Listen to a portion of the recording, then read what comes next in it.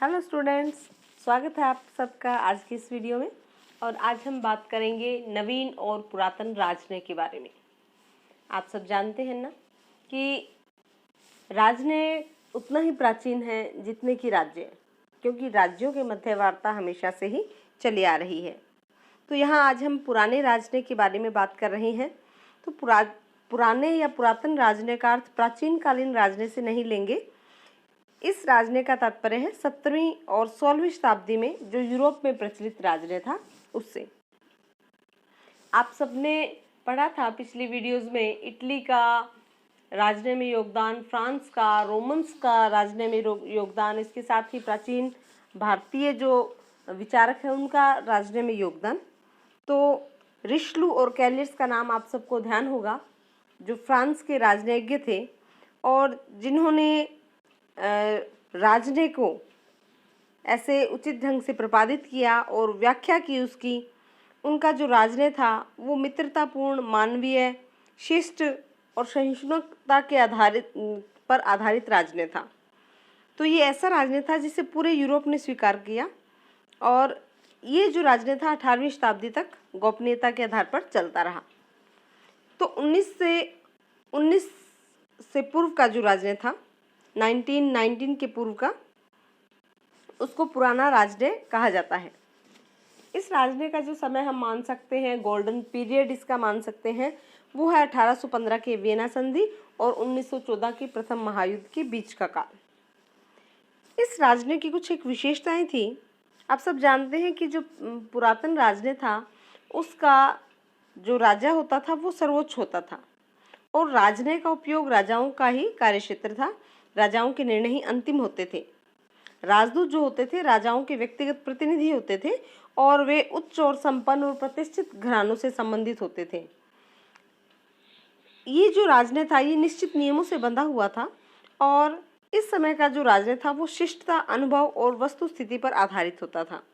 इसमें चूंकि आवागमन एवं संदेश वाहन के जो साधन थे उनका उचित रूप से विकास नहीं हो पाया था, इसलिए इसमें वार्ताएं धीरे धीरे चलती थी। राजनयिक प्रक्रिया थी उसकी गति भी मंद थी। वार्ताएं गुप्त रूप से होती थी। कई बार क्या होता था, वार्ताओं में गतिरोध आने पर उन्हें थोड़े समय के लिए स्थगित कर दिया जाता और जब परिस्थितियां अनुकूल होती तो पुनः वार्ता को शुरू कर दिया जाता। इसके साथ ही इस जो राजनय में कटुता का अभाव था।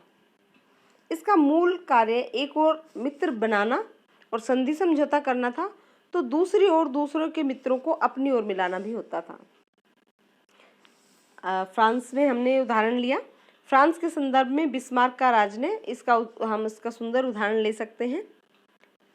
निकलसन ने भी जो पुराना राजनय है इसकी 5 विशेषताएं बताई है जिनके बारे में हम बात करेंगे। सबसे पहली विशेषता है यूरोप की प्रभुता, क्योंकि उस समय जितनी भी राजनयिक गतिविधियां थी उन सबका केंद्र यूरोप ही था और यूरोप में जो घटनाएं घटित होती थी उसका प्रभाव पूरा जो अंतर्राष्ट्रीय राजनीति है उसको प्रभावित करता था। पूरे विश्व पर उसका प्रभाव पड़ता था। कहा जाता है कि 1919 तक लगभग जो 16 राष्ट्र हैं वो अंतर्राष्ट्रीय राजनीति में भाग लेते थे और उन 16 में से 15 राज्य यूरोप के होते थे। तो अब देखिए आप, इसमें एशिया का कहीं भी नाम नहीं था। एशिया के भाग्य का निर्णय एशिया की राजधानियों में न होकर के यूरोप की राजधानियों में किया जाता था, क्योंकि उस समय जो थे वो सारे जो औपनिवेशिक राज्य थे महाशक्तियों के अधीन थे। दूसरी जो इसकी विशेषता है पुराने राजनय की वो है महाशक्तियों और छोटी शक्तियों में भेद का होना, क्योंकि एशिया, अफ्रीका, लैटिन अमेरिका और लगभग 1900 तक जो संयुक्त राज्य अमेरिका है उसका भी राजनयिक दृष्टि से कोई अधिक महत्व नहीं था। जो छोटे राज्य थे वो भी अंतर्राष्ट्रीय राजनीति के क्षेत्र में कोई अपना विशेष महत्व नहीं रखते थे। उनका महत्व केवल इन बड़ी शक्तियों के सहयोगी होने में ही था। इसके साथ ही यहाँ जो महाशक्तियाँ हैं वो लघु राज्यों के मध्य शांति बनाए रखने का जो उत्तरदायित्व है वो लेकर रखती थी। ये महाशक्तियों का ही दायित्व था कि वो छोटे जो राज्य हैं उनके बीच शांति व्यवस्था बनाए रखें। इसका उदाहरण हम देखें तो जैसे बाल्कन युद्धों के बाद 1913 में लंदन में आयोजित जो राजदूतों का सम्मेलन था उसमें बड़ी शक्तियों ने शांति बनाए रखने के उत्तरदायित्व की पूर्ति का जो एक प्रस्ताव रखा और उसे स्वीकार किया, ये इसका हम अच्छा उदाहरण ले सकते हैं। एक अन्य विशेषता पुराने राजनयिक की वो है राजनयिक सेवा का व्यावसायिक होना। इस समय जो राजनयिक थे उनकी शिक्षा और उनकी जो ट्रेनिंग है वो की जाने लगी थी। तो ये जो राजनयिक अभिकर्ता थे शिक्षा, अनुभव और वंश की दृष्टि से समान होते थे। आप जानते हैं कि उच्च वर्गीय, कुलीन वर्गीय जो संपन्न घराने के जो लोग होते थे उन्हें ही राजा द्वारा राजदूत नियुक्त किया जाता था।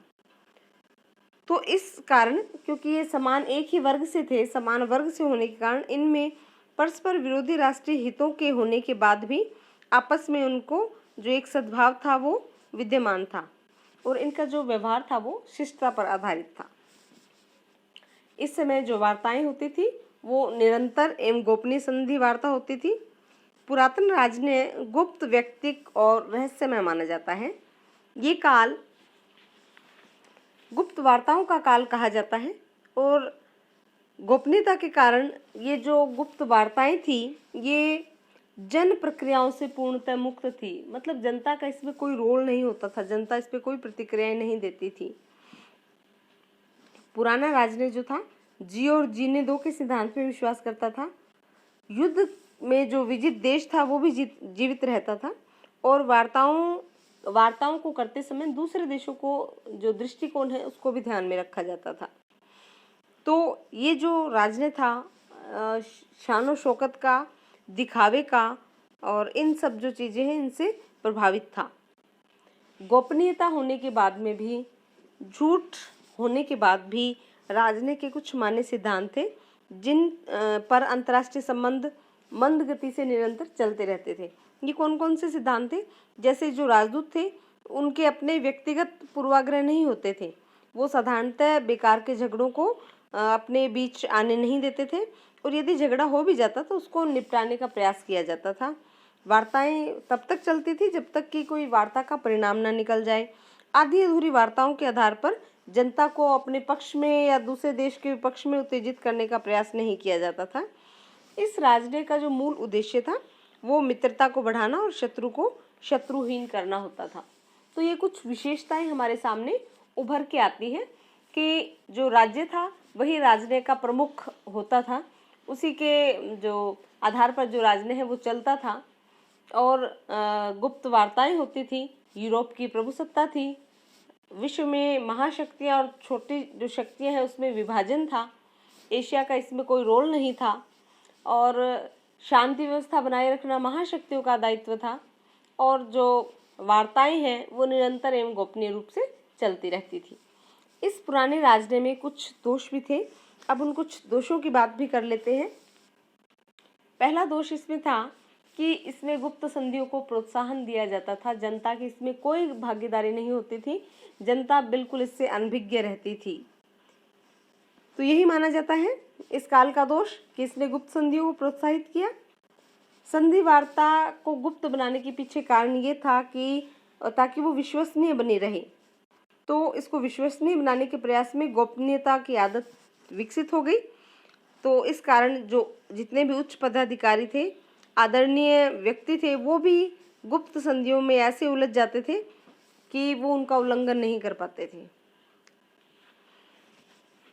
निकलसन का मानना है कि गुप्त वादों को प्रोत्साहित करने वाली ये जो संधि वार्ताएं हैं वो आज के खुले राजनय से भी बुरी है। तो इसका एक दोष माना जाता है गुप्त होना संधियों का, वार्ताओं का।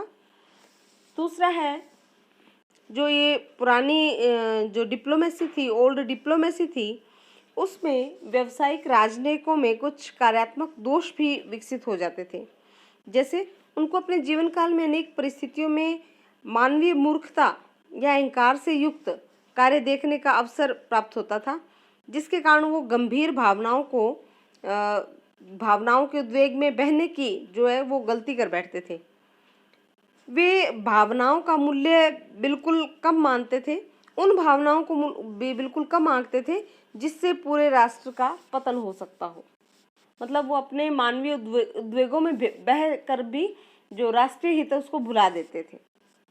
तीसरा इसका दोष है कि राजनयिकों की कुछ गलत धारणाएं, ऐसी गलत धारणाएं जिसके कारण जो राष्ट्रीय हित है वो गौण हो जाते थे, या जो राजनय की प्रक्रिया है वो धीमी हो जाती थी।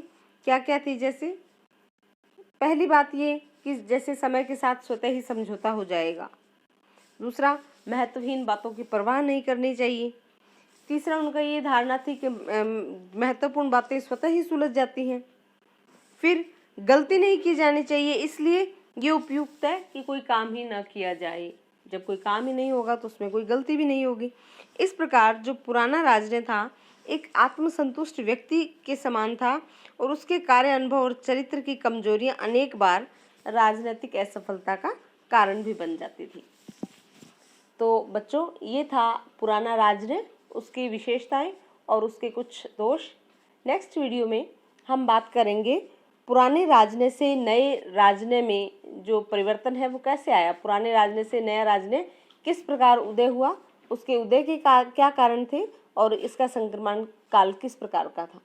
तो मिलते हैं नेक्स्ट वीडियो में। Thank you.